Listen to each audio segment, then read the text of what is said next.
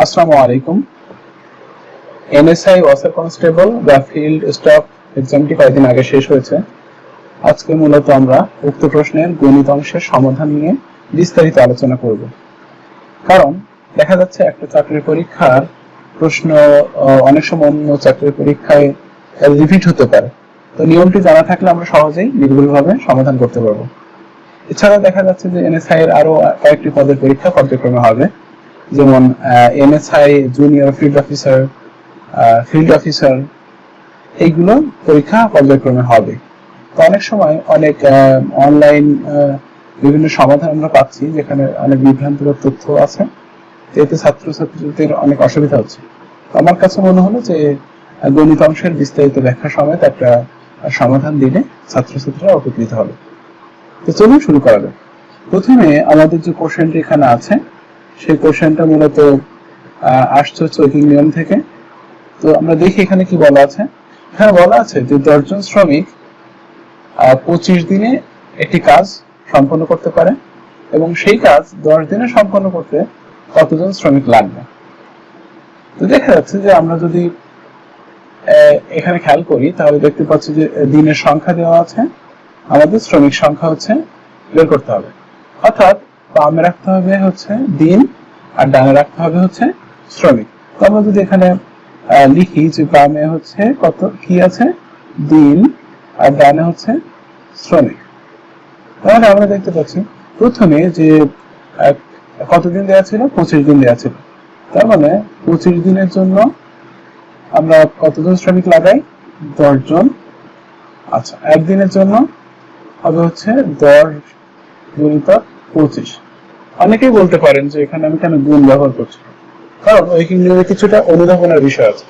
যে আমরা খেয়াল করলাম যে এখানে যদি আমরা 25 দিনের কথা বলি তাহলে 25 দিনে একটি কাজ কমপ্লিট করতে গেলে আমাদের কতজন শ্রমিক লাগবে 10 জন শ্রমিক লাগবে।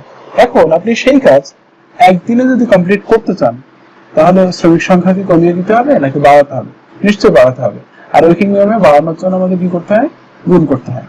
আচ্ছা, তো শেষে আমাদের কি দেওয়া আছে 10 দিন দেওয়া আছে। তাহলে আমরা যদি এখানে 10 দিন ব্যবহার করি তাহলে কত হবে 10 গুণিতক 25 ভাগ হচ্ছে 10। এখন মনে হতে পারে যে 25-এর থেকে তো 10 ছোট, তাহলে ভাগ দিচ্ছি কেন? আসলে ব্যাপারটা এরকম না। একদিনের জন্য আমরা আসলে পেয়েছি কত 10 গুণিতক 25, তাহলে 10 দিনের জন্য কত? তো দেখা যাচ্ছে যে একদিনের জন্য আমরা যতগুলো শ্রমিক কাজ খাটাবো সেটা হচ্ছে 10 দিনে করতে গেলে আমাদের শ্রমিক সংখ্যা কম হলে চলবে। এই জন্য আমরা হচ্ছে এই 10 দিয়ে ভাগ করলাম। তো এখানে তাহলে রেখিক নিয়মের কারণে 10 কাটা, আমরা উত্তর পাচ্ছি কত 25 দিন। তাহলে এখানে আমরা সহজে উত্তর কত পাচ্ছি? উত্তর হচ্ছে হ। এরপর বলা আছে যে তিনটি সংখ্যার গড় 10, একটি সংখ্যা 12 হলে নিচের কোনটি একমাত্র প্রচুরক হতে পারে? তাহলে এখানে হচ্ছে তিনটি সংখ্যার গড় কত 10 আর একটি সংখ্যা 12 দেওয়া আছে।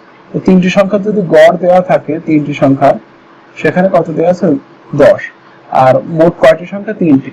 তাহলে এখানে মোট তিনটি সংখ্যার সমষ্টি কত হবে? নিশ্চয়ই হচ্ছে 10 গুণ 3, তাহলে মোট হবে হচ্ছে 30। এখন খেয়াল করুন যেখানে একটি সংখ্যা হচ্ছে 12 দেওয়া আছে, তাহলে এখানে যদি 12 বিয়োগ দিই তাহলে কত হয় 18 হয়। তার মানে দেখা গেল যে দুইটি যে সংখ্যার যোগফল সেই দুইটি সংখ্যার যোগফল কিন্তু 18 দেওয়া আছে। এখন আমরা জানি কি প্রচুরক মানে হচ্ছে যে সংখ্যাটা একাধিকবার আছে এবং সবচেয়ে বেশি বার আছে। তো অলরেডি আমরা কি করেছি জানি যে একটা সংখ্যা 12, তাহলে প্রচুরক হতে গেলে অন্য সংখ্যাটা কত হবে সেটা বের করার জন্য আমরা হচ্ছে 2 দিয়ে ভাগ করব। তাহলে 2 দিয়ে ভাগ করলে কত পাচ্ছি? 9 পাচ্ছি। তাহলে খেয়াল করুন কি কি থাকবে এখানে 9 আর হচ্ছে 12। খেয়াল করুন যোগ করলে হচ্ছে পাচ্ছি কত 30, আর হচ্ছে গড় করলে 30কে 3 দিয়ে ভাগ দিলে কত হয় 10 হয়। তার মানে গড় ঠিক আছে। এবং প্রচুরক বলতে এখানে সবচেয়ে বেশি সংখ্যক বার কোনটি আছে? সবচেয়ে বেশি সংখ্যক বার আছে হচ্ছে আমাদের এখানে 9 হচ্ছে সবচেয়ে বেশি সংখ্যক বার আছে। আচ্ছা, এরপর প্রশ্ন কি বলছে সেটা একটু পড়া যাক। একটি শ্রেণীকক্ষে 25 জন ছাত্রছাত্রীর গণিতের প্রাপ্ত নম্বর নিচে ছকে দেওয়া আছে। গণিতে প্রাপ্ত নম্বরের গড়, মধ্যক ও প্রচুরক কত হবে? আচ্ছা, তো এই প্রশ্ন যদি আমরা সমাধান করতে চাই তো আমাদের আগে গড়, মধ্যক এবং প্রচুরক সম্পর্কে ধারণা থাকতে হবে। আচ্ছা, প্রথমে আমরা গড় বের করব। তো আমরা জানি যে এখানে প্রাপ্ত নম্বর দেওয়া আছে উপরে, আর নিচে হচ্ছে ছাত্রছাত্রীদের সংখ্যা দেওয়া আছে। খেয়াল করুন এখানে হচ্ছে শূন্য পেয়েছে কতজন, শূন্য পেয়েছে হচ্ছে একজন। আচ্ছা, আর এখানে 5 পেয়েছে কতজন, 5 পেয়েছে এখানে হচ্ছে 6 জন। তার মানে হচ্ছে 5 গুণিতক 6 যোগ এখানে 10 পেয়েছে কতজন, 10 পেয়েছে হচ্ছে 5 জন। ওকে, প্লাস এখানে 15 পেয়েছে কতজন, 15 পেয়েছে হচ্ছে 8 জন। 15 পেয়েছে কতজন, 8 জন। যোগ এখানে 20 পেয়েছে কতজন, 20 পেয়েছে হচ্ছে 5 জন। তাহলে টোটাল কত হয়, টোটাল কত হয়? তাহলে এখানে 0 আর 1 গুণ করলে 0 হয়, 5 হয় আর 30 হয়। আচ্ছা 30 হয়, আর এখানে 50 হয়, আর এখানে হচ্ছে 8 15 হয় হচ্ছে 120, আর এখানে 5 20 হয় হচ্ছে 100। তাহলে আমরা 30 আর 50 যদি যোগ করি তাহলে 80 পাচ্ছি। 80 আর 120 হচ্ছে 200, 200 আর 1 কত, মোট হচ্ছে 300। এখানে কত পাচ্ছি আমরা, 300 পাচ্ছি। এখন আমাদের মোট ছাত্রছাত্রীর সংখ্যা কত সেটা জানা দরকার। এখানে আছে 1 আর 1 আর 6 হচ্ছে 7, 7 5 12, 12 আর 8 হচ্ছে 20, 20 আর 5 হচ্ছে 25। তাহলে মোট ছাত্রছাত্রীর সংখ্যা কত, মোট সংখ্যা হচ্ছে 25 জন। তাহলে আমাদের গড় বের করতে গেলে কি করতে হবে, গড় বের করতে গেলে আমরা মোট যোগফল কত, নম্বরের যোগফল হচ্ছে 300 আর ছাত্রছাত্রীর সংখ্যা হচ্ছে 25। তাহলে আমরা যদি এটা কাটাকাটি করি তাহলে 12 পাই। কিভাবে, যে আমরা জানি 4 25 100, এখানে আছে হচ্ছে 300, তাহলে 4 3 4 12, অর্থাৎ এখানে হচ্ছে 12 হবে। তাহলে আমাদের হচ্ছে গড়ের মান 12 কয় জায়গায় দেওয়া আছে, 12 দেওয়া আছে হচ্ছে 2 জায়গায়। আচ্ছা, এখন আমরা খেয়াল করি যে এরপর কি বের করতে হবে, এরপর হচ্ছে মধ্যক বের করতে হবে। খেয়াল করুন এখানে হচ্ছে মোট ছাত্রছাত্রীর সংখ্যা কতজন দেওয়া আছে, মোট ছাত্রছাত্রীর সংখ্যা দেওয়া আছে কিন্তু 25 জন। তার মানে এখানে বিজোড় সংখ্যা করলে হচ্ছে আমরা কি করি, বিজোড় সংখ্যা করলে আমরা হচ্ছে মধ্যক বের করার জন্য কততম পদ মধ্যক হবে, আমরা জানি হচ্ছে যে যত সংখ্যা দেওয়া থাকবে সেটা যদি বিজোড় হয় তাহলে 1 যোগ করে 2 দিয়ে ভাগ। তাহলে এখানে আছে কত, 25, 25 আর 1 হচ্ছে 26, 26 ভাগ 2 মানে হচ্ছে 13, অর্থাৎ 13তম পদ হচ্ছে মধ্যক। তাহলে এখানে খেয়াল করি 13তম পদ কত, তাহলে এটা হচ্ছে 1, 1 আর 6 হচ্ছে 7, 7 5 12, 12। তাহলে 13 নিশ্চয়ই এইখানে থাকবে। তাহলে এখানে হচ্ছে প্রাপ্ত নম্বর কত দেওয়া আছে, 15 দেওয়া আছে। তার মানে আমাদের হচ্ছে মধ্যক কত, মধ্যক হচ্ছে 15। এভাবে হচ্ছে আমাদের উত্তরটা বের হয়ে যায়, আর লাগে না। কিন্তু খেয়াল করুন যদি এরকম থাকতো যে এখানেও 15 আছে এখানেও 15 আছে, তাহলে আমরা কিভাবে বুঝতাম? সেক্ষেত্রে আমাদের প্রচুরকটা বের করে হচ্ছে কোনটা সঠিক উত্তর সেটা বের করতে হতো। তার নাম থেকে আমরা বুঝতে পারছি প্রচুর্য ক, অর্থাৎ সবচেয়ে বেশি বার আছে কোনটা। তাহলে আমরা দেখতে পাচ্ছি যে 0 পেয়েছে 1 জন, 5 পেয়েছে 6 জন, 10 পেয়েছে 5 জন, 15 পেয়েছে 8 জন, 20 পেয়েছে হচ্ছে 5 জন। তাহলে সবচেয়ে বেশি সংখ্যক ছাত্রছাত্রী পেয়েছে 15। তার মানে 8টা হচ্ছে সবচেয়ে বেশি বার আসছে, আচ্ছা সরি 15টা হচ্ছে সবচেয়ে বেশি বার আসছে। তার মানে আমাদের হচ্ছে প্রচুরক হচ্ছে 15। এভাবে হচ্ছে উত্তর কত হবে, গ হবে। আচ্ছা, এখন আমরা এগুলো মুছে দিই, এগুলো আর দরকার নাই। আচ্ছা, এখন আমরা যদি 44 নম্বরটা পড়ি তাহলে 44 নম্বর প্রশ্নে কি বলা আছে, এখানে বলছে কোন ক্ষুদ্রতম সংখ্যার সাথে 10 যোগ করলে যোগফল 16, 24 এবং 32 দ্বারা নিঃশেষে বিভাজ্য হবে। এই ধরনের সমস্যার সমাধান করার জন্য আমরা প্রথমে কি করব, আমরা প্রথমে হচ্ছে এই যে সংখ্যা 3টা দেওয়া থাকবে এই 3টে সংখ্যার জন্য আমরা লসাগু করব। তাহলে আচ্ছা দেখা যাক কিভাবে লসাগু করব। তাহলে আমরা দেখতে পাচ্ছি অনেক সময় আমরা ছোট ক্লাসে হচ্ছে দেখতাম সব মৌলিক সংখ্যা দিয়ে ভাগ করতাম। এটা শর্টকাট হিসেবে আমরা হচ্ছে সবচেয়ে কম কোন সংখ্যা দিয়ে ভাগ করলে মিলে যাবে সেটাও ফলো করতে পারি। এখানে আমরা 2 দিয়ে যদি ভাগ করি তাহলে অনেকবার করতে হবে। তাহলে আমাদের দেখতে হবে যে ম্যাক্সিমাম কত দিয়ে ভাগ করা যায়। তাহলে আমরা 16 দিয়ে যদি ভাগ করি তাহলে 24 এর ভেতরে আবার যায় না, কিন্তু আমরা যদি 8 দিয়ে ভাগ করি তখন যায়। এভাবে হচ্ছে আমরা বেসিক নিয়মে করতে গেলে আসলে মৌলিক সংখ্যা দিয়ে ভাগ করতে হয়, কিন্তু এখানে আমরা যৌগিক মানে 8 মানে কি 8 তো একটা যৌগিক সংখ্যা, 8 দিয়ে আমরা ভাগ দিচ্ছি আমাদের এখানে সংক্ষেপে করার জন্য। তাহলে এখানে কত হয়, 2 হয়, 3 হয় আর 4 হয়। তাহলে আমরা দেখতে পাচ্ছি যে 2 3 এবং 4 এর মধ্যে 2 যায় একবার, 3 এর মধ্যে যায় না, 3 থেকে যায় 2 বার। তাহলে আর কিন্তু কোনো হচ্ছে কমন যায় এরকম কোনো টার্ম আর বাকি থাকে না। তাহলে কত হয়, 8 3 16, 16 3 32, 3 32 হচ্ছে 96। তাহলে বলছে যে 96 হলে নিঃশেষে বিভাজ্য হবে। তো 96 যদি হয় তাহলে নিশ্চয়ই 96 সাথে 10 কি করতে হবে, এখানে বলা আছে কত, এখানে বলা আছে হচ্ছে 10 যোগ করতে হবে। তাহলে নিশ্চয়ই সংখ্যাটা হচ্ছে 10 কম ছিল। তার মানে সেটা কত হবে 86 হবে। অর্থাৎ 86-র সাথে যদি আমরা 10 যোগ করি উল্টা দিক দিয়ে, অর্থাৎ আমরা যদি 86-র সাথে 10 যোগ করি তাহলে 96 হবে। আর 96টা হচ্ছে এই 16, 24 এবং 32 দ্বারা নিঃশেষে বিভাজ্য হবে। আচ্ছা, এভাবে আমরা সহজে সমাধান করতে পারি। আচ্ছা, এরপর আমরা যদি প্রশ্নটা খেয়াল করি তাহলে এখানে দেয়া আছে যে দুইটি সংখ্যার গুণফল দেয়া আছে। দুইটি সংখ্যার গুণফল কত দেয়া আছে? 3380 দেওয়া আছে। আর লসাগু কত দেওয়া আছে? গসাগু দেওয়া আছে কত? 13। তাহলে সংখ্যা দুইটার লসাগু হচ্ছে আমাদের নির্ণয় করতে হবে। এখন খেয়াল করুন যে আমরা যদি সূত্রটা দেখি, সূত্রে কি বলা আছে? সূত্রে বলা আছে যে লসাগু আর হচ্ছে গসাগুর গুণফলটা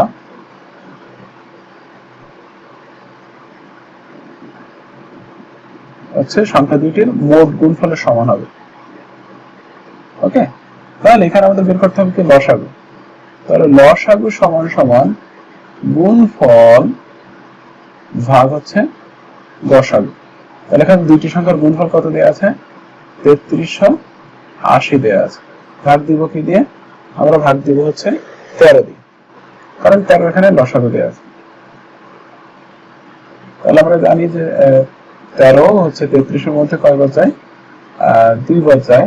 তাহলে হয় হচ্ছে 26 আর থাকে 78। তো আমরা জানি 6-13 কি হয়?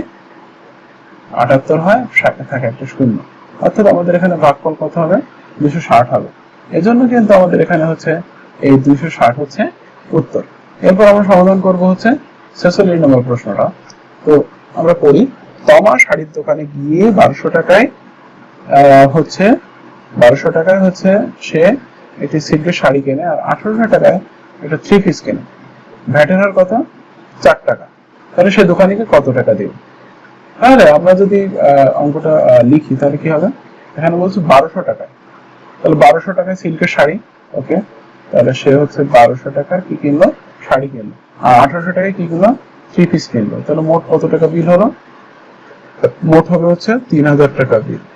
এখন 3000 টাকার উপর আমার ভ্যাট দিতে হবে কত? 4 টাকা, অর্থাৎ 100 টাকায় 4 টাকা। তাহলে আমরা জানি হচ্ছে ভ্যাট বের করতে গেলে কি করে?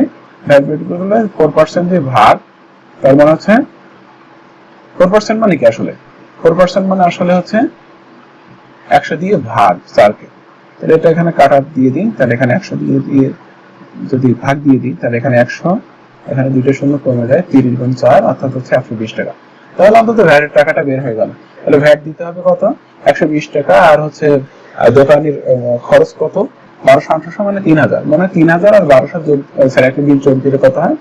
3000 আর 120 যোগ দিলে হয় হচ্ছে 3120 টাকা। এভাবে আমরা সহজে সমাধান বের করতে পারি। আচ্ছা, এরপর কি বলছে? এরপর বলছে যে একজন মাছ বিক্রেতা আজ প্রতি হালি রুই মাছ, প্রতি হালি, তো আমরা জানি কত? এক হালিতে হচ্ছে 4টা করে থাকে, তাই না?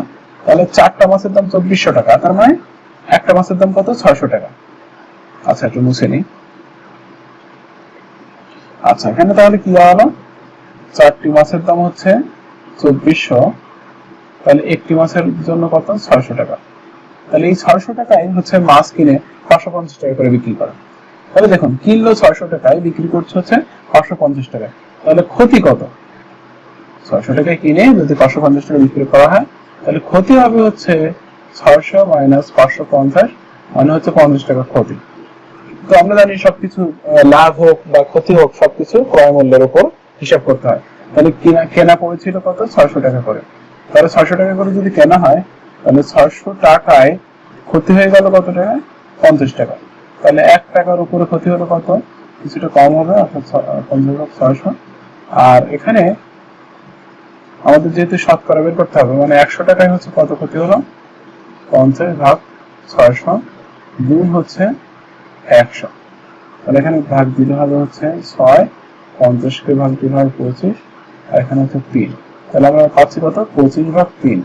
তার মানে হচ্ছে 3-24, হাতে থাকে 1/3। তার মানে হচ্ছে 8/1/3, অর্থাৎ 8/1/3 এটা হচ্ছে ক্ষতি হবে, অর্থাৎ এখানে ঘ উত্তর হবে। এর পরের প্রশ্ন কি? এর পরের প্রশ্ন হচ্ছে, বলছে যে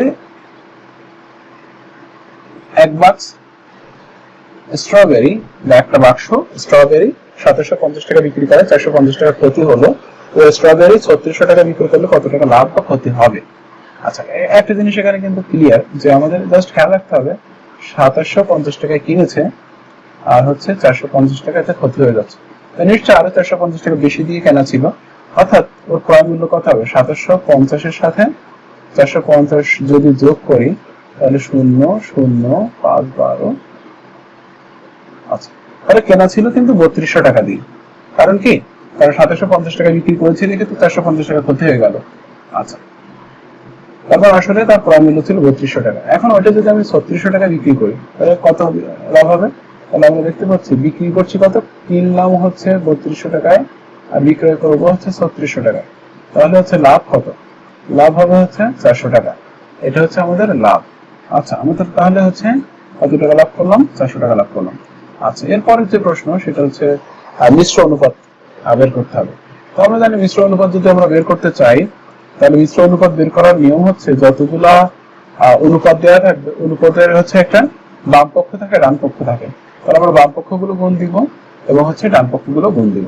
তাহলে এখানে কি কি আছে দেখি, 5:7 আর আছে হচ্ছে 4:9 আর আছে হচ্ছে 3:2।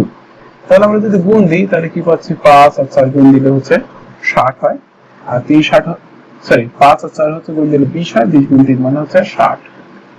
আচ্ছা, 7 এবং 63, 63 ডাবল হচ্ছে 126। আচ্ছা, তাহলে এখানে আমাদের উত্তর কোনটা? উত্তর মনে হচ্ছে যেন এটা হবে, অথবা এখানে উত্তর নেই এরকম মনে হচ্ছে, কিন্তু আসলে একটু খেয়াল করি, আমরা যদি অনুপাতের মান মানে একটা নির্দিষ্ট সংখ্যা দিয়ে উভয় পক্ষকে গুণ বা ভাগ করি মানের কিন্তু কোনো পরিবর্তন হয় না। তো সেক্ষেত্রে আমরা যদি এটাকে 6 দিয়ে ভাগ দিই তাহলে এখানে থাকে 10, আর এখানে 6 দিয়ে ভাগ দিলে 2 21, অর্থাৎ 10:21 থাকে, তার মানে খ কিন্তু উত্তর। আচ্ছা, এরপর যদি আমরা 50 নম্বরটা দেখি তাহলে এখানে কি বলছে যে একটি ক্রমিক সমানুপাতের প্রথম ও তৃতীয় রাশি যথাক্রমে 8 ও 16 মধ্য সমানুপাতি কত হবে? তাহলে এই ক্ষেত্রে আমরা সহজে জানি যে সমানুপাতিক যদি হয় অর্থাৎ a:b:c এই ধরনের হয় তাহলে আমরা জানি a/b বা b/c, সরি এটা হচ্ছে সমানুপাতিক a/b b/c। তাহলে এখানে কি হচ্ছে, a আর c গুণ করলে হয় ac গুণ b স্কয়ার। এর অর্থ হচ্ছে প্রথম এবং তৃতীয় পদ যদি গুণ করি তাহলে দ্বিতীয় পদের স্কয়ারের সমান হবে। তাহলে এখানে কি পাচ্ছি, প্রথম এবং তৃতীয় গুণ দিলাম, a আর c গুণ দিলে 416 কত হয়? 416 হয় 64।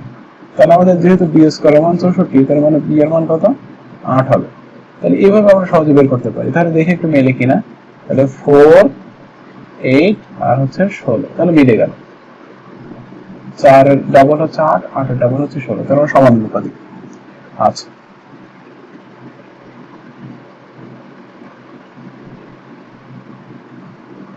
এরপরের প্রশ্নটা কি? এরপরের প্রশ্নটা করি। এর পরের প্রশ্নে বলা আছে যে x plus y সমান 4 আর x minus y সমান 3 at 8xy এর মান কত? তাহলে আমরা জানি x plus y এর যে ভ্যালু সেটা দেয়া আছে 4 আর x minus y এর যে ভ্যালু দেয়া আছে সেটা দেয়া আছে 3। তাহলে যোগ দিলে কত হবে? y এবং y কাটা যাবে আর প্লাস মাইনাস আছে, তাহলে 12x সমান হবে কত? 7। তাহলে x এর মান কত হবে? 7/2। ওকে, তাহলে x এর মান কত হলো? 7/2। এখন আমরা যদি এটা বিয়োগ দিতাম তাহলে বিয়োগ দিলে কি হতো, x plus y x minus y এখানে হচ্ছে 4 আর এখানে হচ্ছে 3, তাহলে বিয়োগ দিলে হচ্ছে চিহ্ন চেঞ্জ হয়ে যেত, এটা কাটা যেত। তাহলে twice y বিয়োগ দিয়েছি মানে হচ্ছে এখানে 1, y এর মান কত? y এর মান হচ্ছে হাফ, এখানে y এর মান কত? হাফ। তাহলে এখানে একটা জিনিস আমরা যদি খেয়াল করি সেটা হচ্ছে যে x এর মান হচ্ছে 7/2, y এর মান হচ্ছে 1/2, আর আমাদের বের করতে হবে 8xy এর ভ্যালু। তার মানে হচ্ছে 8xy মানে হচ্ছে 8 গুণ x মানে 7/2 আর একটু y মানে, তাহলে এখানে কাটাকাটি করলে কত হবে? 2 দিয়ে কাটলে হবে হচ্ছে 4 আর 2 দিয়ে কাটলে তো এখানে 2 থাকবে। ওকে, তাহলে এখানে 2 গুণ 7 যেটা তাহলে হয়তো কত হয়? 14 হয়। তাহলে এখানে কিন্তু আমাদের উত্তর দেওয়া আছে এবং সেই উত্তর কত 14। এটা অবশ্য আমরা সূত্রে সাহায্য করতে পারি, যেমন এখানে 8xy যেটা, সেটাকে যদি 2 গুণ 4xy বলি, তাহলে আমরা জানি কি 4xy এর সূত্র হচ্ছে x প্লাস y এর whole square minus x minus y এর হোল স্কয়ার। যেহেতু 2 সবার সাথে গুণ, তার মানে হচ্ছে পুরো ব্র্যাকেটে থাকবে, তার মানে এখানে হচ্ছে 2 গুণ x প্লাস y এর ভ্যালু হচ্ছে 4 4 এর স্কয়ার, x মাইনাস y মানে 3 এর স্কয়ার। তাহলে এখানে আমরা পাচ্ছি 16 থেকে 9 বিয়োগ, মানে 7 থেকে 7 গুণিতক 2 মানে হচ্ছে 14। এভাবে আমরা উত্তরটা বের করতে পারি। আচ্ছা, 53 নম্বরে কি বলছে, সরি 52 নম্বরে কি বলছে, যে fx যদি x স্কয়ার হয় তাহলে function of a plus b এবং function of a minus b এর হচ্ছে ভ্যালু কত। তাহলে আমরা এখানে কি দেখতে পাচ্ছি, ফাংশন অফ ভ্যালু দেয়া আছে x স্কয়ার। তো আমরা এখানে একটু লিখি,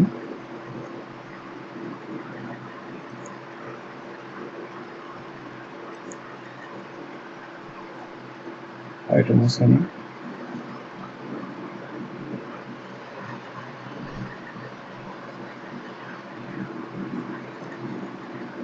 তাহলে এখানে ফাংশন অফ x এর ভ্যালু দেওয়া আছে হচ্ছে x স্কয়ার।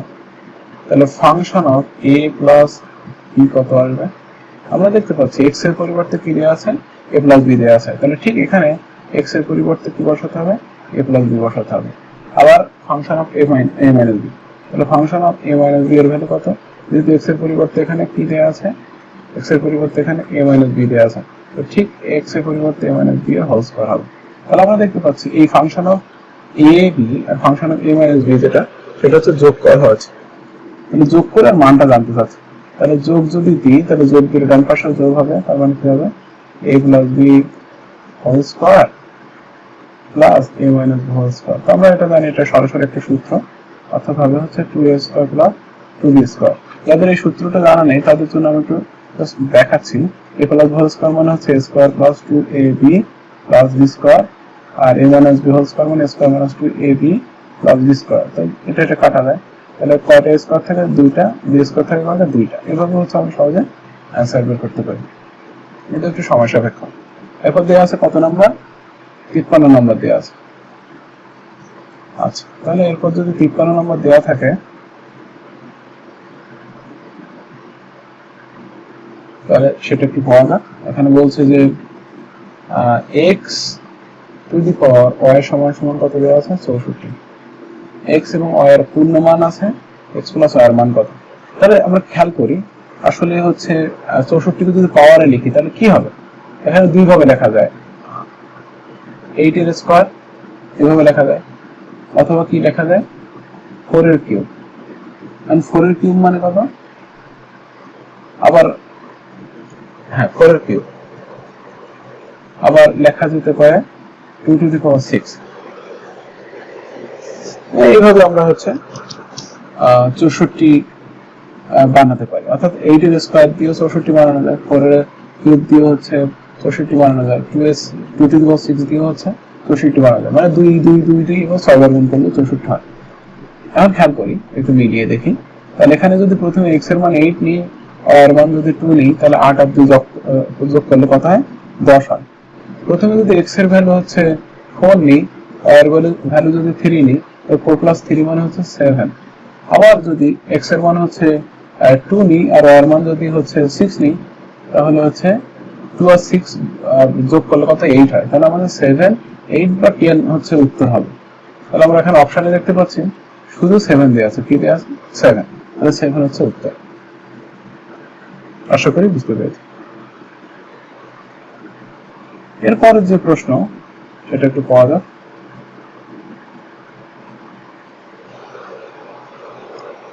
বলছে একটি আয়তক্ষেত্রের দৈর্ঘ্য 9 একক আর ক্ষেত্রফল 54 বর্গ একক, তার পরিধি কত হবে। অনেক সময় আমরা মনে করি যে পরিধি শুধু বোধহয় বৃত্তের ক্ষেত্রে থাকে। আসলে আমরা পরিসীমা বলতে যেটা পড়ে আসছি বর্গ ক্ষেত্রের জন্য বা আয়তক্ষেত্রের জন্য, সেটাই মূলত পরিধি। তাহলে আমরা একটু 54 নম্বরটা শুরু করি। 54 নম্বরে কি বলছে, আচ্ছা, আয়তক্ষেত্রের দৈর্ঘ্য যেটা, দৈর্ঘ্যের ভ্যালু দেওয়া আছে হচ্ছে 9, আর পুরো যে ক্ষেত্রফল, সেই ক্ষেত্রফল দেওয়া আছে কত, 54। তাহলে প্রস্থ কত? তাহলে সহজে আমরা প্রস্থ বের করতে পারি। আমরা জানি হচ্ছে দৈর্ঘ্য গুণ প্রস্থ সমান হচ্ছে 54। তাহলে দৈর্ঘ্যের মান যদি 9 দেওয়া থাকে, প্রস্থের মান কত হলে 54 হবে? বোঝাই যাচ্ছে যে এখানে প্রস্থের মান হবে হচ্ছে 6। তাহলে আমাদের যদি পরিধি বের করতে হয় বা পরিসীমা বের করতে হয়, তা আমরা জানি 2 ইন্টু দৈর্ঘ্য প্লাস প্রস্থ। তো সেটা যদি আমরা নাও বুঝি তাও সহজে করা যাবে। দেখুন, আমরা বৃত্তের পরিধি বের করার জন্য এই পুরো পথটা হচ্ছে কাজে লাগে। তাহলে এক্ষেত্রে যদি আমরা এরকম করি, পুরো পথটা বের করি, তাহলে একবার দৈর্ঘ্য, একবার প্রস্থ, দ্বিতীয়বার দৈর্ঘ্য, দ্বিতীয়বার প্রস্থ, এবং প্রস্থ 2 বার যোগ করতে হবে, দৈর্ঘ্য 2 বার যোগ করতে হবে। অর্থাৎ এভাবে চিন্তা করা যায়, 9 আর প্রস্থ হচ্ছে 6, 15, 15 আর 9 24, আবার 6 হচ্ছে 30। তার মানে হচ্ছে 2 দৈর্ঘ্য, 2 ইন্টু দৈর্ঘ্য, দৈর্ঘ্য মানে 9, প্রস্থ মানে 6, তাহলে 2 গুণ 15 মানে হচ্ছে 30 বর্গ, সরি 30 একক। এখানে বর্গ হবে না, কারণ এখানে বর্গ মানে বাহু গুণ বাহু হয় না, যোগ হয়েছে। তাহলে এখানে হবে হচ্ছে খ। এরপর হচ্ছে 55 নম্বরটা যদি সলভ করি, তাহলে কি লেখা যায়? আগে এখানে একটু মুছে দিই। আচ্ছা, পি ও কিউ জোড় সংখ্যা আর আর হচ্ছে বিজোড় সংখ্যা হয়, নিচের কোনটি জোড় সংখ্যা হতে পারবে না? কোনটি জোড় সংখ্যা হতে পারবে না? তাহলে এখানে অপশনগুলো আমরা একটু চেক করি। পি আর কিউ হচ্ছে জোড় সংখ্যা, তাহলে এরকম একটা উদাহরণ নিই।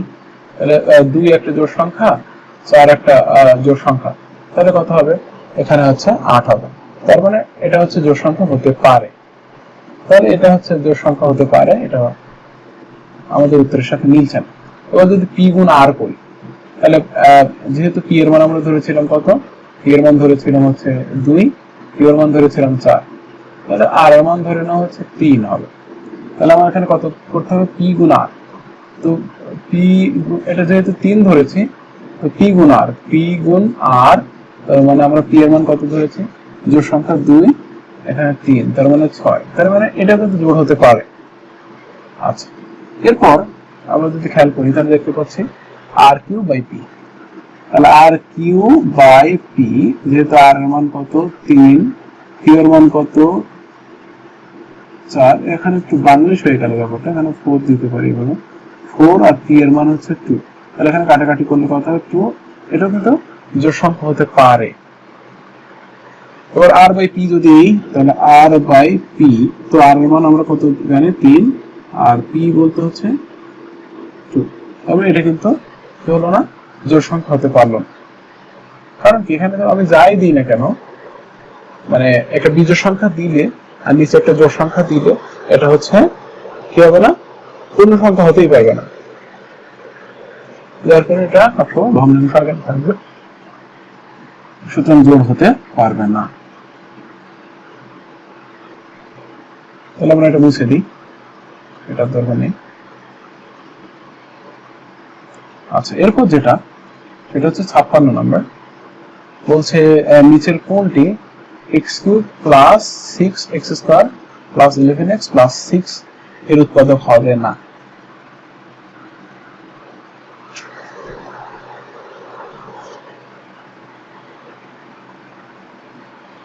তাহলে আমরা শর্টকাটে ওটা করতে পারি যে ডান পাশে যে কনস্ট্যান্ট টার্মটা থাকবে, তার সবসময় একটা গুণিতক আকারে থাকে নরমালি ভ্যালুগুলো। যেমন আমরা যদি খেয়াল করি, তাহলে 1 দিয়ে 6 এর সাথে যায়, 3 দিয়ে যায়, 2 দিয়ে যায়, 4 দিয়ে কিন্তু যায় না। তাহলে এটা উত্তর হতে পারে। তারপর আমরা দেখাচ্ছি যে কেন যায় না। কারণ যেটা উৎপাদক হবে, আমি যদি সেটাকে শূন্য ধরি, তাহলে এখানে x এর মান পাই হচ্ছে -1। এই উৎপাদক যেটা হবে, সেটাকে যদি শূন্য ধরি, তাহলে x এর মান হবে -3, এখানে হবে x এর ভ্যালু হচ্ছে -2, এখানে x এর ভ্যালু হবে -4। আপনি যদি সবগুলো মান এখানে বসান, তাহলে যেটা দিয়ে উৎপাদক হবে সেটা হচ্ছে শূন্য হয়ে যাবে। কিন্তু শুধুমাত্র এই x সমান -4 এর জন্য বা x + 4 এর জন্য উৎপাদক বা এই পুরো রাশিটার মান শূন্য হবে না। কারণ কি, আমরা এখানে যদি -4 কে কিউব করি, -4 কে যদি স্কয়ার করি, -4 দিয়ে যদি গুণ করি আর 6 দিয়ে যদি যোগ করি, তাহলে এখানে হবে -64, 4 4 16, 6 16 96, 44 যোগ 6, তাহলে এখানে কত হবে 64 থেকে যদি আমরা 96 থেকে 64 বিয়োগ দিই তাহলে হচ্ছে 32 পাচ্ছি। এখানে 32 মাইনাস হচ্ছে 44 এবং -8 থাকে, শূন্য হচ্ছে না, তার মানে এটাই হচ্ছে উত্তর হবে না, মানে সরি উত্তর হবে না, এটাই সঠিক উত্তরই হবে। তো আজকে আমরা শুধুমাত্র ম্যাথ বা গাণিতিক অংশের সমাধান করতে চেয়েছিলাম, তো সেটা বিস্তারিতভাবে দেখানোর ট্রাই করলাম। এটা আরো আপনারা প্র্যাকটিস করতে করতে যদি আরো এক্সপার্ট হয়ে যান তখন আরো সংক্ষেপে বা শর্টকাটে নিজেরাও করতে পারবেন।